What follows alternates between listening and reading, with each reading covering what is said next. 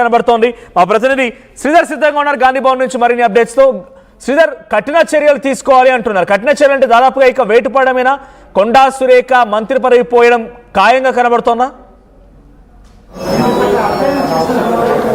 ఏమన్నది అటు కఠిన చర్యలు అంటే కూడా చాలా క్లియర్ కట్గా అర్థమవుతుంది. ఎందుకంటే అందులో క్లియర్ కట్గా కూడా అటు క్రమశిక్షణ కమిటీ చైర్మన్గా ఉన్నటువంటి మల్లు రవి క్లియర్ కట్గా పేర్కొన్నారు. ఎందుకంటే గతంలో జరిగినటువంటి అంశాలన్నింటినీ కూడా తమ పరిధిలోకి తీసుకొని రిపోర్టు కూడా ఇచ్చాము.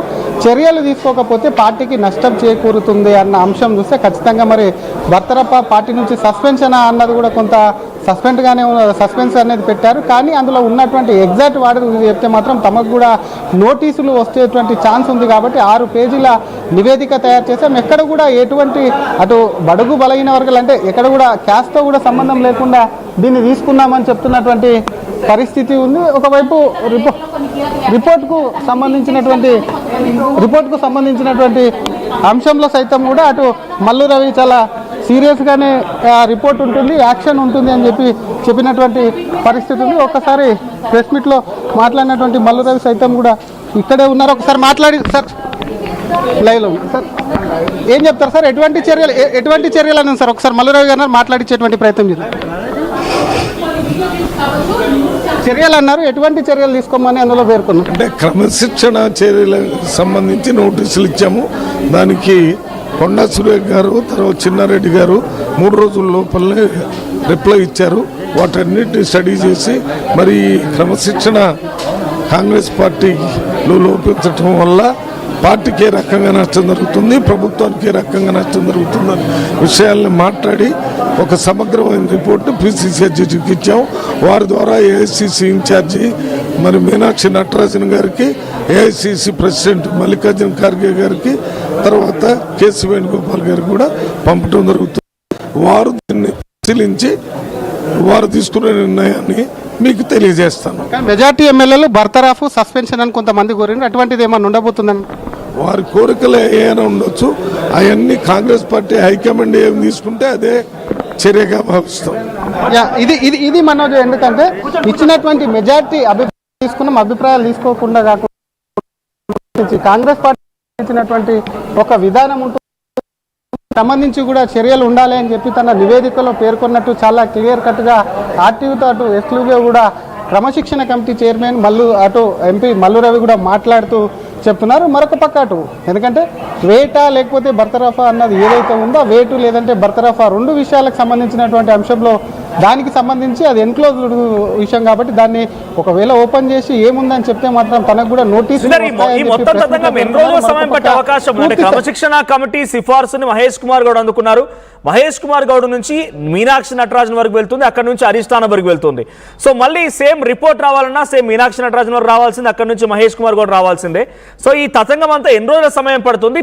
క్రమశిక్షణ కమిటీ చాలా క్లియర్గా క్రమశిక్షణ ఉల్లంఘన జరిగింది, సో చర్యలు తీసుకోండి అని చెప్పి దానికి తగ్గట్టుగా శిక్షలను కూడా ఖరారు చేసి పంపించింది. ఇది ఎంత ఫైనల్గా రిపోర్ట్ రావాల్సిన అవసరం ఉంది? ఎన్ని రోజుల సమయం పట్టే అవకాశం ఉంది?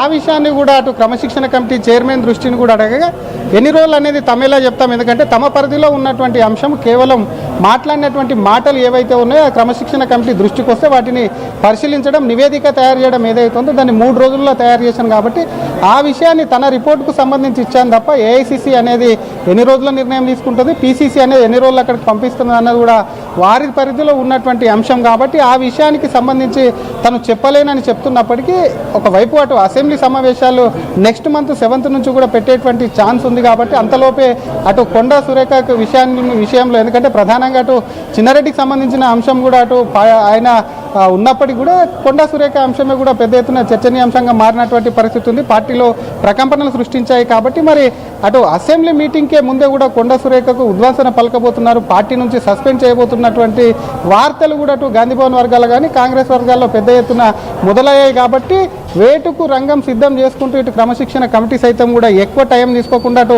వెంటనే చకచక ముఖ్యమంత్రితో కానివ్వండి, మరొక పక్క వారు మాట్లాడినటువంటి మాటలకు సంబంధించిన ఆడియోలు, మరొక పక్క ఎమ్మెల్యేల వ్యాఖ్యలు ఇవన్నింటినీ చూసి ఇచ్చాను. కాబట్టి రిపోర్ట్ అనేది తమకు సంబంధించినటువంటి తమ పరిధిలో ఉన్నటువంటి రిపోర్ట్ని అయితే ఇచ్చాను. కాబట్టి మరి ఎన్ని రోజుల్లో నిర్ణయం తీసుకుంటారు, ఎప్పుడు నిర్ణయం తీసుకుంటారు అనేది కూడా ఇక ఏఐసిసి కోర్టులో బంతి ఉంది అని చెప్పి మరి క్రమశిక్షణ ఒకసారి శ్రీధర్ మీరు హోల్డ్ లో ఉండండి. I will get back to again దగ్గర మళ్ళీ వస్తాను. సో ఇందాక మీడియా సమావేశంలో మల్లురవి గారితో పాటుగా TGLDA Telangana livestock development అథారిటీకి సంబంధించి కార్పొరేషన్ చైర్మన్ చరణ్ కౌశిక్ కూడా ఉన్నారు.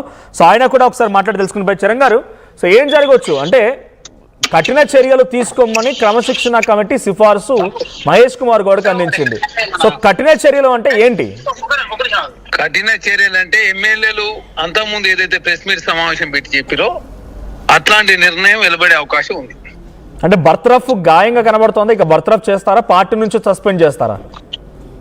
లేదు, కాంగ్రెస్ పార్టీ చాలా డెమోక్రటిక్ లో ముందు పోయే పార్టీ కాబట్టి క్రమశిక్షణ సంఘం రిపోర్టును మహేష్ కుమార్ గౌడ్ గారికి ఇచ్చారు. మహేష్ కుమార్ గౌడ్ గారు ఇన్ఛార్జ్ జనరల్ సెక్రటరీ మీనాక్షి గారితో చర్చించిన తర్వాత పార్టీ తన నిర్ణయాన్ని ప్రకటిస్తుంది. ప్రభుత్వానికి ఇది సంబంధం లేని వ్యవహారం కాబట్టి పార్టీకి సంబంధించిన వ్యవహారం, పార్టీకి డ్యామేజ్ చేసే ప్రయత్నం చేసిరు కాబట్టి దాని విషయంలో చిన్నారెడ్డి గారు కావచ్చు, కొండ సురేఖ గారు కావచ్చు.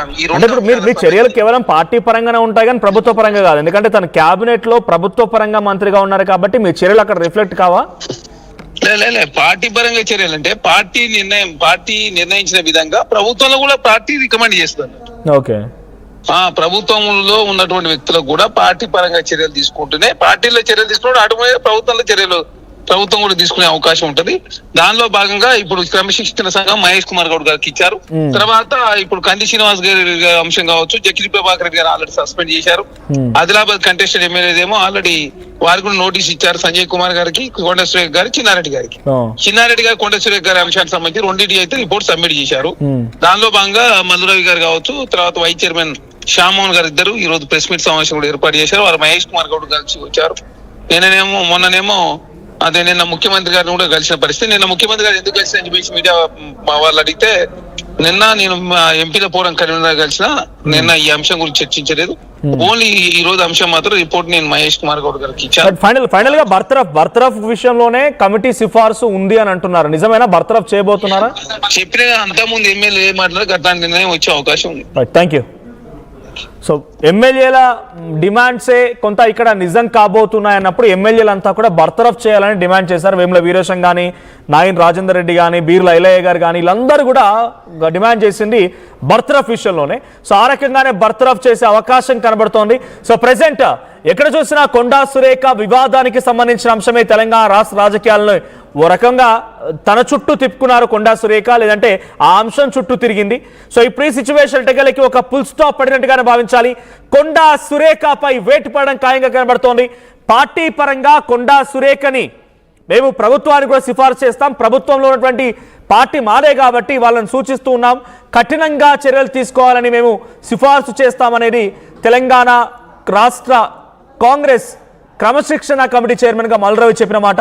సో మరి మల్లురవి చాలా క్లియర్గా డైరెక్ట్గా చెప్పకపోయినా కఠిన చర్యలు అనే అర్థంలో డైరెక్ట్గా ఆ పదవిలో నుంచి తనని బర్తరఫ్ చేయడం ఖాయంగా కనబడుతోంది. సో మరి కొండా సురేఖ బర్తరఫ్ పైన తను ఎలా రియాక్ట్ అవుతారు, ఈ క్రమశిక్షణ కమిటీ అనౌన్స్మెంట్ పైన తను ఎలా రియాక్ట్ అవుతారో చూడాలి. ఇటు చైర్మన్గా అంటే ప్రణాళికా సంఘం చైర్మన్గా చిన్నారెడ్డిని కూడా ఆ స్థానం నుంచి తొలగించాలనేది డైరెక్ట్గా క్రమశిక్షణ కమిటీ చైర్పర్సన్గా సిఫార్సు